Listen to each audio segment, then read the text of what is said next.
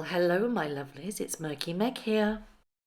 It's Monday, the 10th of March, and this is the 7th episode in the series of my With Love Meghan analysis. This is episode 7, Elevating the Everyday. So you know, because it's got elevating in the title, it's gonna be pretty special, isn't it? No, it's not. What it is, it's an absolute stunning masterclass of just how much Meghan Markle loves herself. So, shall we get on with it? So it's right off the bat, the episode opens with Meghan making sure that we know that she has beautiful handwriting because she's writing a letter. She's writing a letter because she is building a harvest basket for her friend Vicky, who's coming over to show her how to make pop stickers. Now, Meghan makes it very, very clear that this is not the first time she's made a harvest basket for Vicky. She's made one before when Vicky first moved into her neighbourhood. She's out in the garden picking stuff to make up this harvest basket from a garden that's not hers. She's very casual. Well, I say casual for Meghan. She's still wearing a Northwestern University sweatshirt, but not the one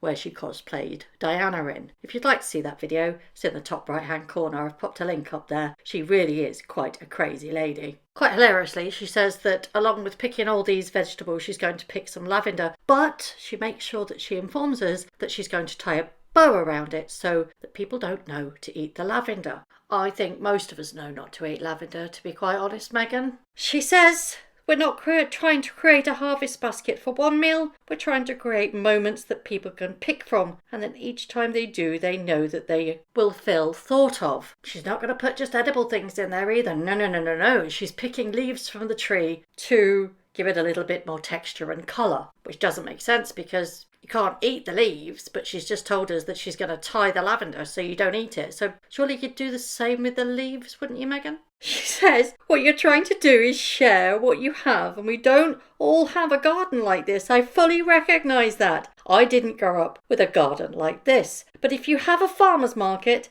then you can definitely find something that if you have a bite of it, you can go, I wish I could try it. Honestly, Meghan, that's never ever happened to me. I've never been wandering around the supermarket or a market and said, oh, I wish I could share that with somebody. It's unobtainable and it's so out of touch. We're back in the rented gaff and in the kitchen, and Vicky's coming over and she makes the harvest basket. It's so pretentious, it's so over the top, and it's so Meghan Markle. She informs us that Vicky is one of the most grounded people that she has ever met, and she built her own skincare company called Tatcha from scratch. And she's the person Meghan turns to whenever she has questions about most things, really. That I don't buy. Meghan, you've never asked a single question of anybody and taken their advice. You can bet your bottom dollar. She makes sure that she reminds us that she also had a lifestyle website called The Tig, because we've never heard her ever mention that, have we? No, it's the first time she's ever mentioned it. She rabbits on about the previous basket. She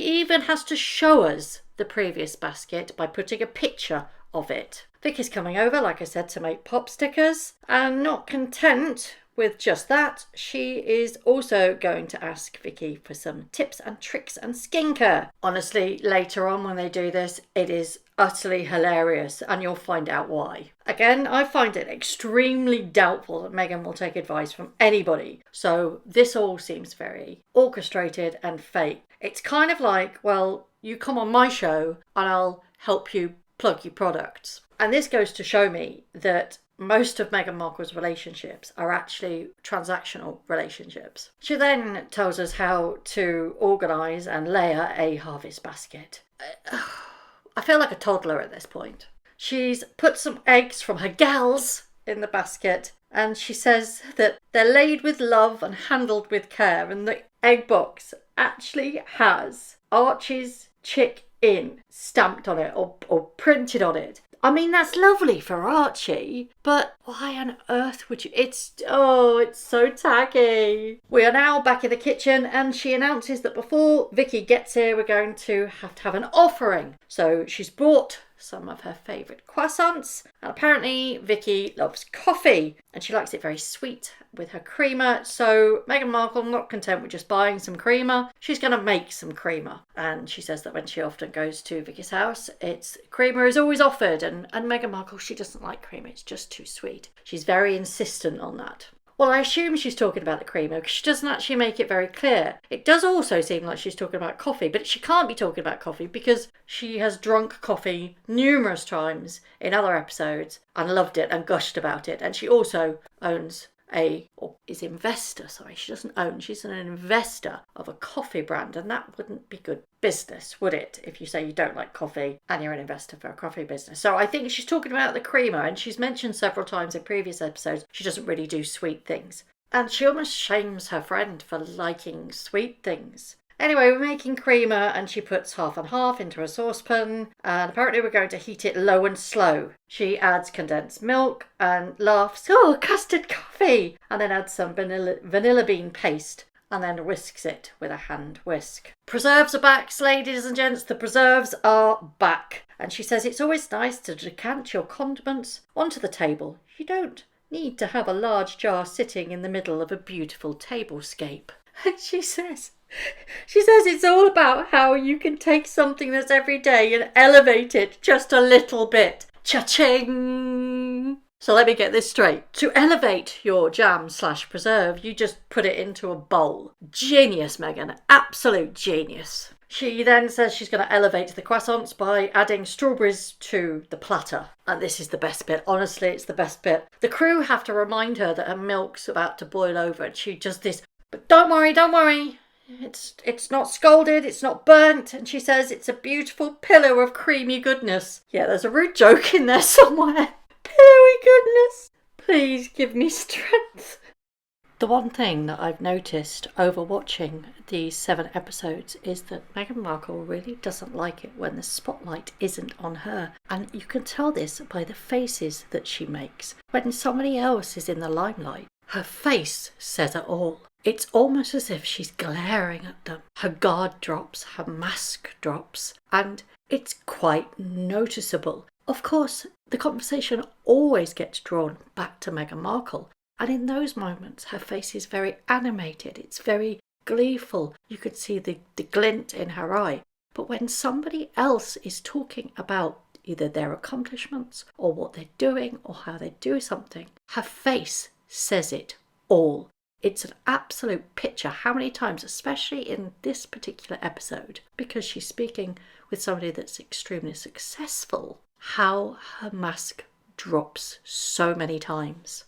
She tastes it with a wooden spoon and then puts the wooden spoon back on. She doesn't put it in, she puts it on top of the saucepan. And even that gave me a bit of the creeps. You're like, if you're making something for your friend to eat, just don't put it anywhere. Put it down on the side. Don't put it anywhere near the saucepan. You dirty girl. She then does this little dance. She likes to dance in the kitchen, but it is so cringy. We're going to freshen up, and it's a new outfit because Vicky's arrived. She makes a huge song and dance about making sure that Vicky knows that she made this creamer. To which Vicky chimes that Meghan is always the hostess with the mostest. Always, always. Seems Vicky's got a script then. Vicky is very, very impressed that Meghan made this creamer. And I'm just wondering, it's just milk, condensed milk and vanilla bean paste. It's not much that went into it, and it's not much effort. And here is one of the moments where I spoke of at the start of the video, where you can see Meghan absolutely being in her element, that she wants to talk about herself. And I believe that this whole series was an excuse about Meghan to ram herself down our throats. Vicky starts telling Meghan about the time that she worked for Starbucks and that she wasn't a barista, she was in head office, but they still had to do some experience and that she was no good at making coffee, so she did the bins or the garbage.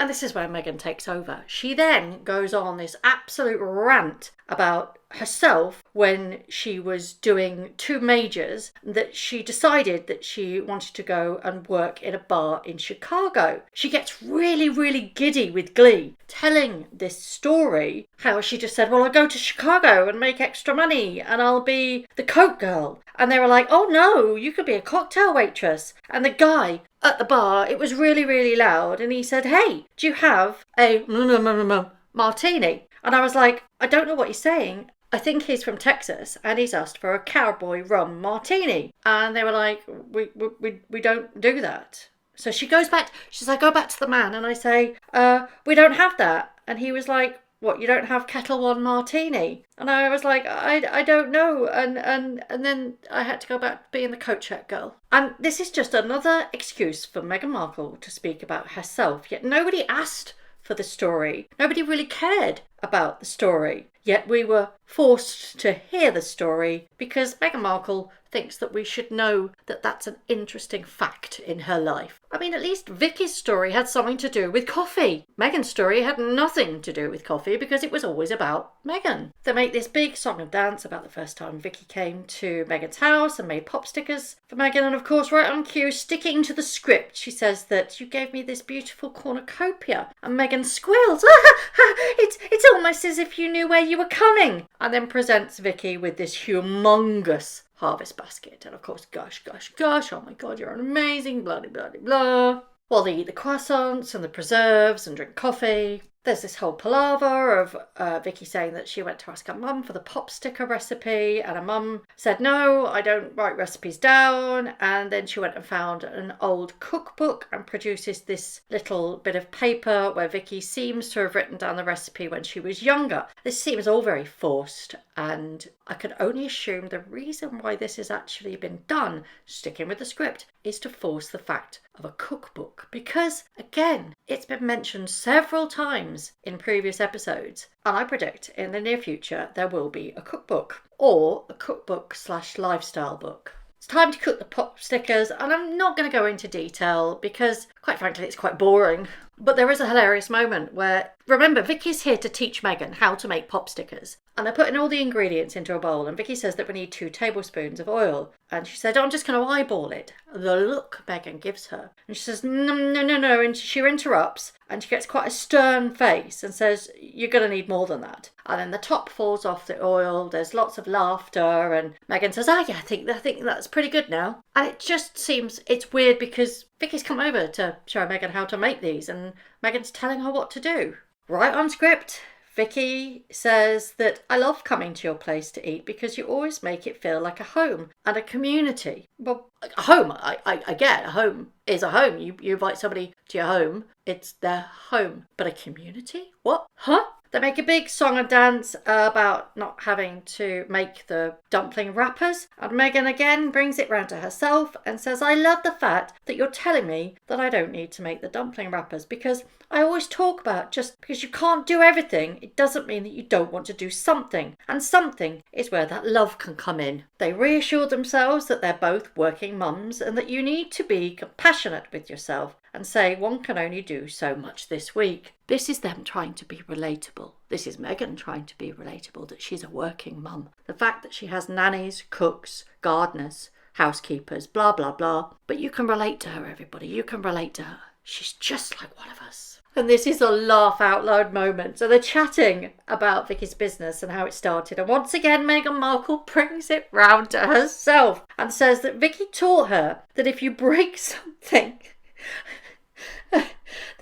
that's precious and valuable, it's not broken. The fracture actually makes it more beautiful. Oh, God help me. Remember what this woman has done to her family and to her husband's family. And try and apply the same principles, shall we? And to top it off, she says that it's symbolic. If you've been through something, you're not broken. It can be fixed. Oh, that's a little bit of a dig, isn't it? Oh, cheesy. And then she makes this kind of face. You know, narcissists they don't know how to really convey emotions. Just look at this face. It's the sad face, and you need to agree with me because I've been through so much, but I am a trooper. And then Vicky says that she loves how Meghan is young and hip, and that she also likes mahjong. Young and hip!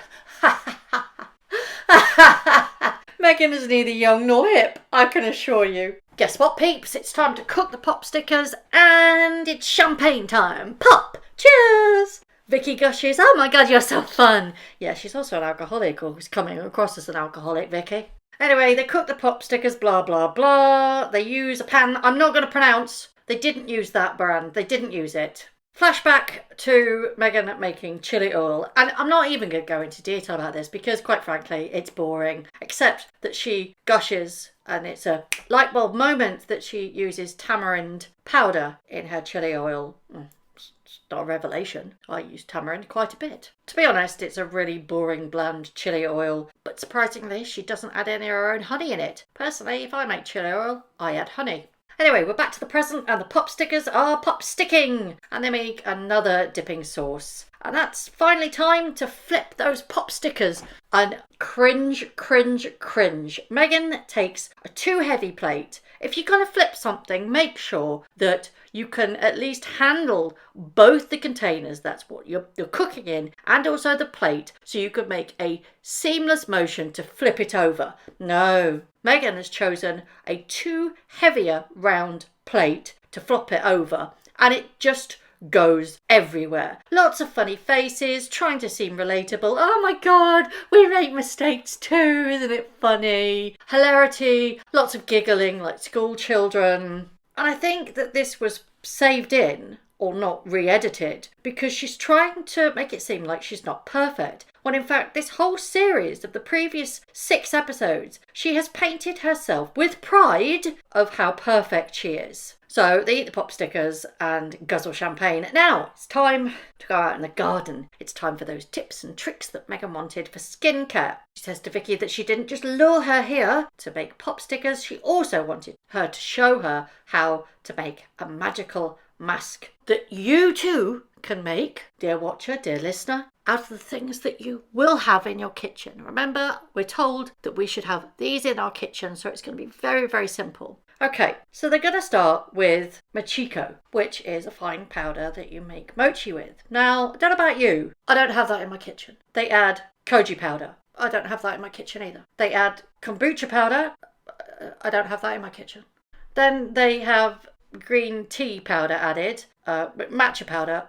I don't have that in my kitchen either. They also add ube extract. I don't have that in my kitchen. And honey. I have honey. So it's a honey mask that I'm making. Great. Gotcha. So I had a look on Google and I can get a box of the powder, the mochi powder, for about £13. The koji berry powder for about £10. The kombucha powder is about 30 quid. Matcha powder, well, it can vary because obviously you've got the cheaper stuff and then you've got the more expensive stuff. So I can get that for about 5 quid. And the ube powder is around about 17 quid. So all in all, if I want to make this face mask, granted I could make it time and time again because I'll have the ingredients, it would cost me around £77, which equates to around $100. Yeah, really relatable, Meghan. Really, really relatable. I've been faffed around with putting it on their skin and gushing about it. It's time to make tea. Of course, it's not any old regular tea. It's got some kind of flour in it. And they sip their tea. And that's the end of the episode, basically. So what have we learnt in this episode? Well, Meghan expects us to spend $100 on making face masks. And she expects us to go around markets and farmers markets thinking of our friends and giving them baskets out because we're just that good, aren't we? And to invite your friends over to, under the pretense that they're going to show you something, and then just boss them around in the kitchen. Yeah, great. So that's the end of the episode, and I must say this was the most pretentious one yet, purely because we were told that we could make a face mask that, quite frankly, all the ingredients were a tad expensive, but we were told that they should be in your kitchen, although I didn't have them in the kitchen. I don't know about you. How many out of those 5 or 6 ingredients did you have in your cupboard? I'd really like to know. Because apart from the honey, everything else, in the cost of living crisis at the moment, I'm not going to buy, are you? It's just unrelatable. And it seems to be the general consensus across all the previous 7 episodes. She is that unrelatable and out of touch. As always, I would love to know your thoughts. Thank you very much for watching. If you haven't already, please subscribe to my YouTube channel, hit the notification bell, and also that like button. I'd like to take this opportunity to thank all of my followers for all the tips and all the emails, DMs that everybody sends to me. It really is greatly appreciated. So thank you very much for watching once again.